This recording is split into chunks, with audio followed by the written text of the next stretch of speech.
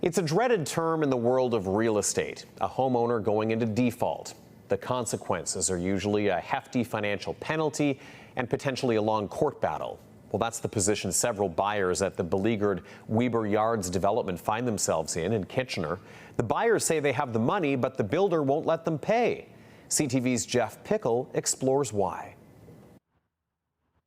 After 5 years of issues, including a bankruptcy and delayed construction, the city of Kitchener signed off on 1333 Weber Street just hours before the final occupancy deadline. There's a lot of pride that goes in, and to be able to accomplish what we did, we enabled the purchasers to fulfill their contracts. Everybody came out a winner.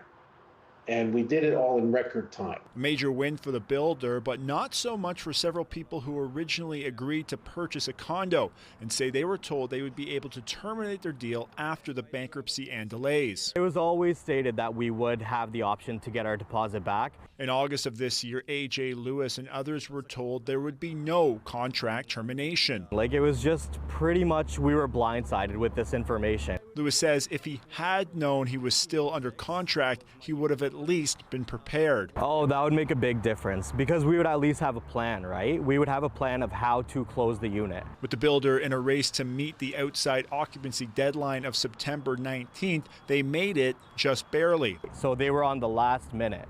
And they sent an email to my lawyer at 4:30 p.m. that we did get occupancy, and my lawyer's office was closed at that time. Lewis says Elm Developments wasted no time escalating the situation. The same day, on the 19th of September, their outside occupancy date, they sent a new letter to my lawyers at 9 p.m. that I was in default. According to Lewis, the following week his lawyer attempted to close the deal. We tried on the following Monday when my lawyer's office was open that we will still continue with trying to take the occupancy. My lawyer said he needs correct statement of adjustments to send out my closing package. They have explicitly told my lawyer that they will not let me back into the agreement of purchase of sale. It may seem strange that a developer would turn down money from a client, but in doing so, they could actually make more money.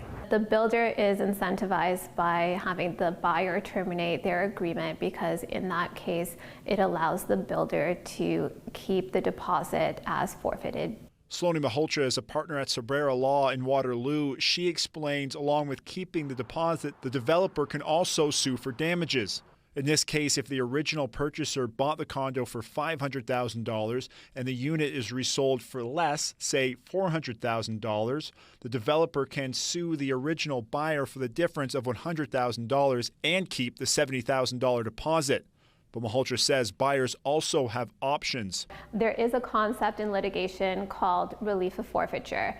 And what it does, it allows a buyer who is in technical breach of an agreement to make an application to the judge to walk away without a penalty or to walk away with a reduced penalty. She says a judge will be looking to see if either the buyer or the builder is out of line. So acting unconscionably would be acting in bad faith, acting outside of what a reasonable person's expectations would be, acting in a way that is unfair. We reached out to Elm Development, who say the defaulted buyers are trying to establish new terms. They say we honored the terms of the agreement of purchase and sale. Purchasers who chose not to did so at their own peril. We are under no obligation to reinstate. Purchasers who claimed entitlement to reinstatement complete with their own terms and timelines were respectively declined. Jeff Pickel, CTV News, Kitchener.